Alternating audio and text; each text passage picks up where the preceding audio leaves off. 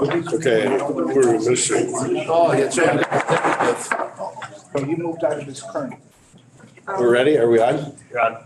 Okay. Call to order, executive committee meeting. Yeah. Roll call. Looks like we're all here. Nope, Jeff Schleich. Schleif, is he coming He in? was going to zoom in, but he's not on yet. Not on Zoom. Okay, all right.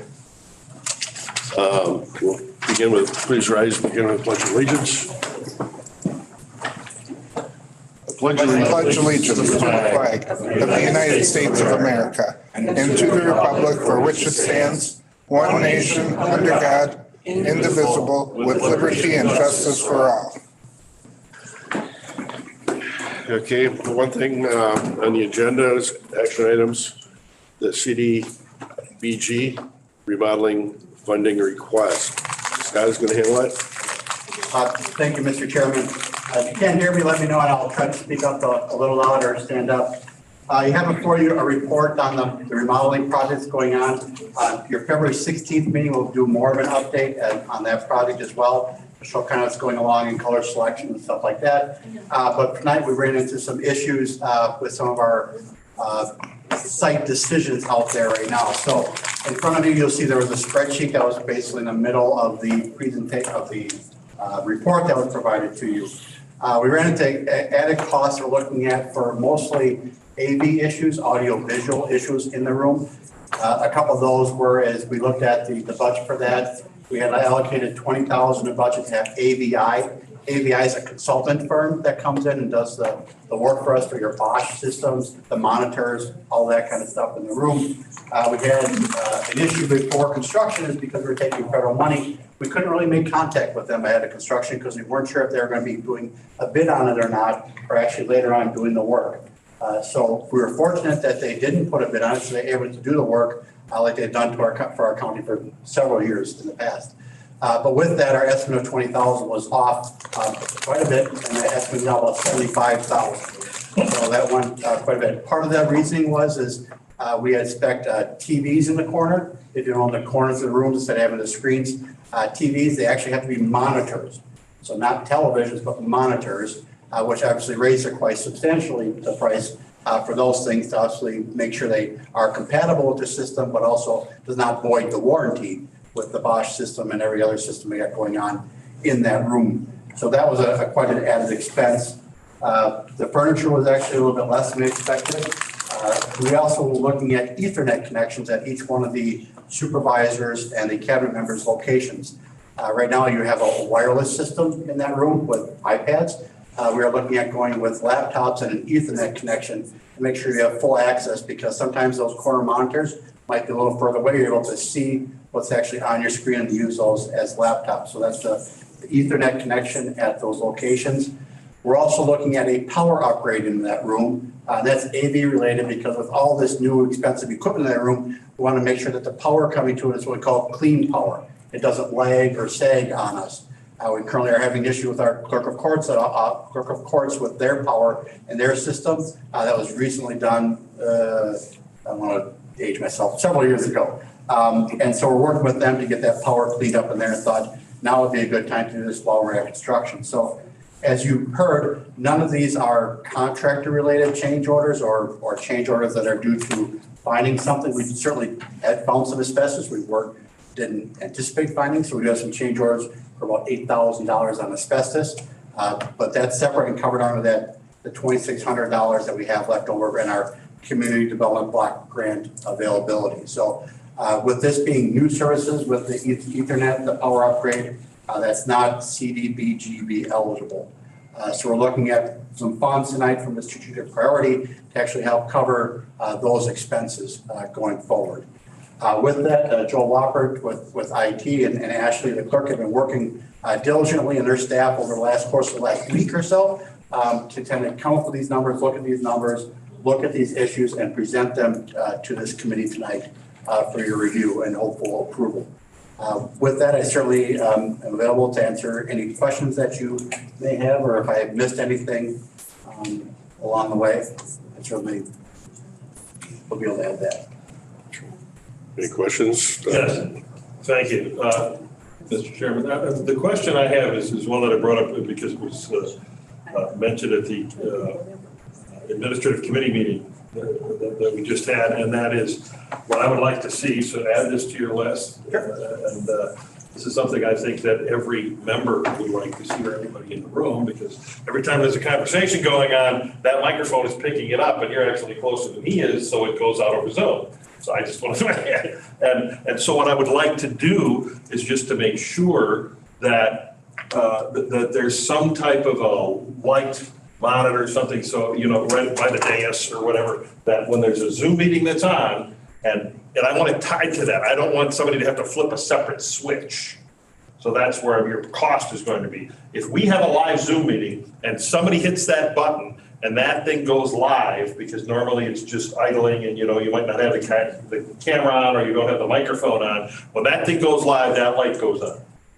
As part of the thing with that would go into closed session as part of the. The Swagat, yeah, so I that, don't care how you do it, I just think that there should be some type of a visual cue that anybody can just look up and know if there is going to be a live mic in front of them, or not in front of them, obviously over to the side, or not.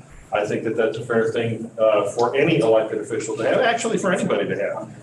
You don't like to be in a room, walk in a room and just assume that you're talking to a small group of people, and it turns out that everything that you're saying is being broadcast. so the mics that are at the tables will have the red light like they do now. Like it, well, Right. I say now, but it's There's no crypto. light now, and they can hear everything I'm saying, but. It's not gonna be like this in the new boardroom.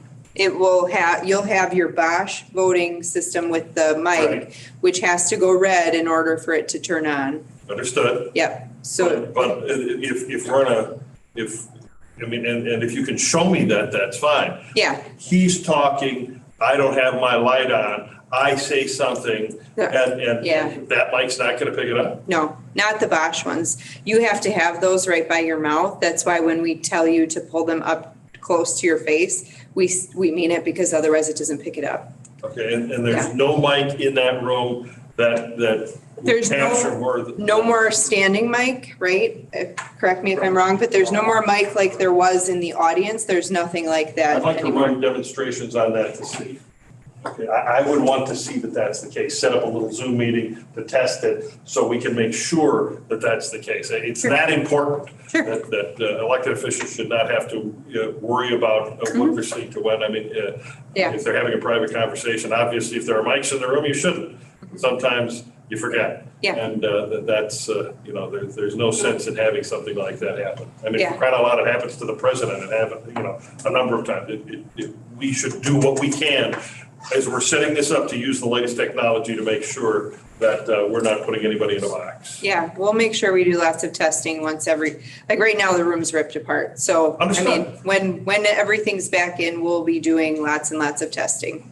But that's Make one sure of it the all- things I'd like to test for. Yeah, that's fine. Yep, we'll be operating all of that beforehand, so. Okay. Supervisor Dyson? The monitors you talked about, what size are those? Are they similar to what's? 98 inch. They're the- So that you have That's big. Same size, the right? same size that was in there. There was the voting screen you saw. Okay. So that one is being reused in the room. We're reusing that one. So we're buying 3 more for the other 3 corners. So it's the same exact screen that you monitor, that you had in there before. But we'll still be able to see everything that's on those monitors on the laptops? Your iPad. Is that- Yeah, Yeah. Then, are the monitors more for the public? Well, and Voting. also, voting will be on the monitors in the corners of the room. so they're all 4 corners of the room, because you have the public facing those, but if they can't, it's a long ways away, that 98 inch monitor, if you didn't know that. So even the people that are in the audience can turn and look at the monitor in the corner that's near them, if they Okay. want some detail. Remember, a lot of the other, I gotta talk louder, excuse me. A lot of stuff was done on these larger screens at the meeting, right? It was on a big overhead projector. That big overhead projectors aren't gonna be there anymore. And so when you get a report from EWC or Sewer Pack and they put the numbers on there, you know, it's might be hard to read all the way across the room, so the audience might have to turn and look at the monitor that's near them to get that, whereas the other corners, the supervisors can look there in case they don't have their laptop, or if it's lagging behind, if someone brings a presentation, you know, that maybe is at the last minute, they can plug it in, and that might not go onto your laptop. So that's the stuff that I raised the question only because if we're going to laptops and we're seeing everything on it, I was wondering if we really need all those monitors in that room. You do, just to make sure that everyone can read what's on the screen. I think that's part of the ADA component as well, just the size and distance from the monitor that you are, that's the size we need to make sure that everyone can see. It was sized to the room, but it's not an ADA compliant Oh, okay. issue, unfortunately. Otherwise, we could. Otherwise, they'd be paid for by that, yeah, Yeah, we tried. Yeah. We tried like the visual stuff, like the closed captioning and stuff, but since that would be considered new and not existing that we're trying to upgrade or replace. All right, thank you. Supervisor Berry? Thank you, Mr. Chairman, and I understand I'm not being critical of what you've gone through with the bidding process and finances, but are there any assurances we aren't going to have any more surprises? In terms of another 60, 70, 80, 90, $100,000? My answer would be no. Is there a guarantee? Can I sit here and 100% guarantee you that we have the demo done right now in the boardroom, which is a big plus. We have a demo done in half the restrooms in that building and haven't seen a big thing except for some asbestos. So we're hoping when we open up those other several bathrooms, we don't see anything. We still have the work to do at the old courthouse, which is definitely an older building. I would hope we don't find anything that's super different out there because those restrooms were added later on. We have done lead paint looking at and asbestos. So we hope we've done our due diligence, but until we open those crevices up at that old courthouse, I cannot in good faith sit here and say that with 100% certainty that we don't see an issue, that even running the Cat 5 cables back to our main server room, they might have to cut a hole through one of the walls or something like that we don't know about yet. We don't think they have to. We think we have space to do that above the ceilings and to there. But I don't want to sit here and baloney you and tell you that I can't with 100% certainty. I hope there's not. I think we're far enough on the product there shouldn't be. That I think we have a really good handle on the audio visual issues right now facing us. I don't know if we have any more issues. Swaggit is coming in at the end of March. We have a contract with them, but could they get here and see something that's different than they expect? Maybe. But I'm certainly hopeful that we're not coming back here with any other changes. Thank you. Okay, any further discussion? Okay, entertain a motion. Supervisor Mahalik, Supervisor Glasser. See no further discussion. All in favor, signify by saying aye. Aye. Any opposed?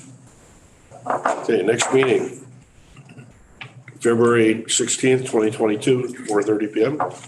We're adjourned. Thank you.